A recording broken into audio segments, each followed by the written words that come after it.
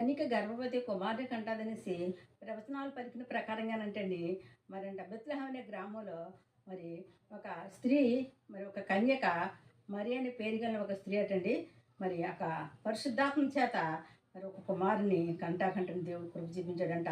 మరి ఆమె మరి ఏ రీతిగా గర్భం ధరించిందంటే మరి ఆమె దగ్గరికి అంటే 6వ నెలలో గాబ్రియేలుతో వచ్చి అమాంతంగా చెప్పిందంటే ఏం చెప్పిందంటే మరి మరియా భయపడకు సర్వోన్నతిని శక్తి నిన్ను కమ్ముకుంటుంది.